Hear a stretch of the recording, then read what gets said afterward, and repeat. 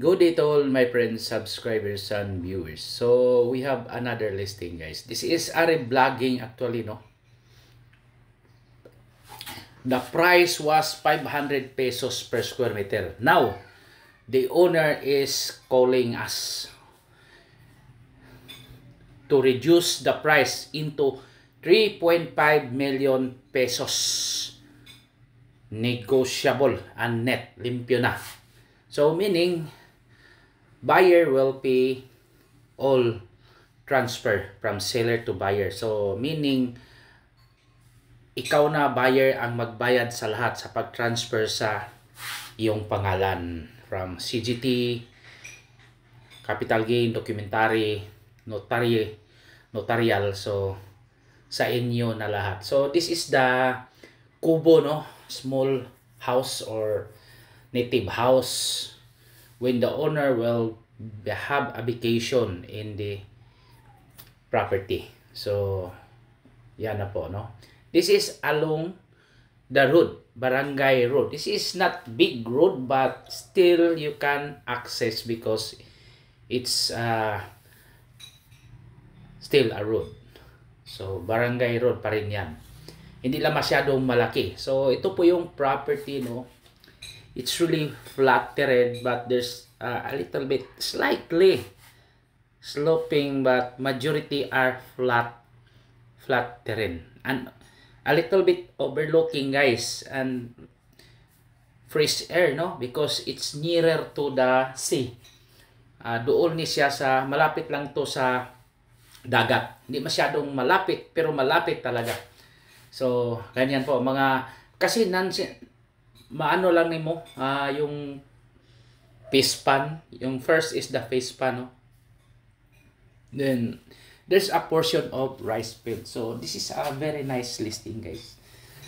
Because Talibon is a first-class municipality, then the pricing of the properties in Talibon are really increasing. So, medyo mataas na. Kadalasan na sa 500 pesos per square meter. Again, the size is 17,154 square meters. Clean title, meaning all the owners or the owner, husband and wife in the title are present on the one will sign the deed of sale.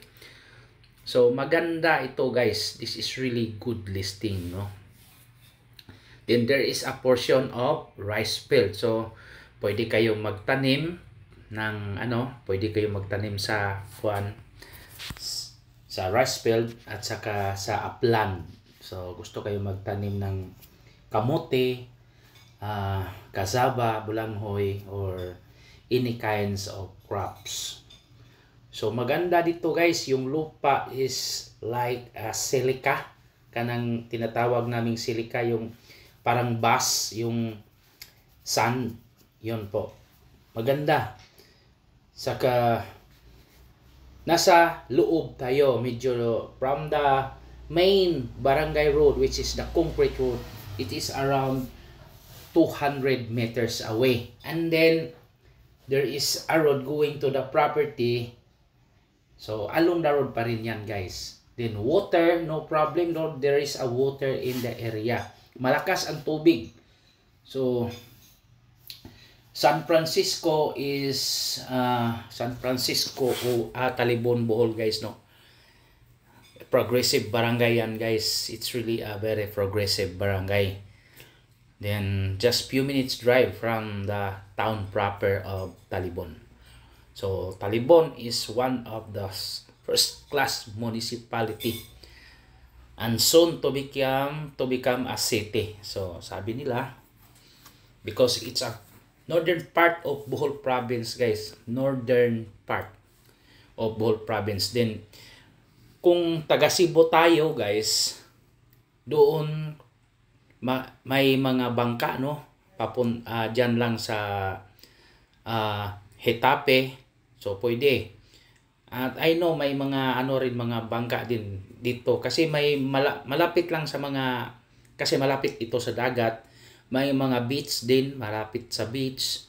So, maganda talaga ito, guys. This is really a good investment and property. So, and good for retirement place. So very nice guys, so very nice. So again, the size is 1.7 hectares or 17,154 square meters with a clean title, located in Barangay San Francisco, Talibon, Bohol. So maganda yan guys, super ganda. Kahit anong gawin mo dito, magtanim, kuan ka ng mga hayop or chicken farm, like chicken farm or goat farm, pwede. So walang problema. Okay? Then this is around 2 hours drive from Tagbilaran City and Panglao International Airport.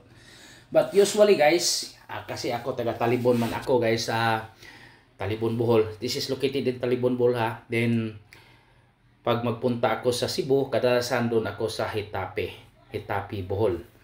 Magsakay kasi maraming ferry or boat or small boat or even ocean jet. May ocean jet diyan sa Hitape. Just few minutes drive away from this Talibon, Bohol. Then or I'll proceed to Tubigon. So 1 hour drive. So mas maganda to guys. Maganda ang lupa sa itong binibenta natin. Okay? Thank you and God bless to all. Happy viewing. Bye.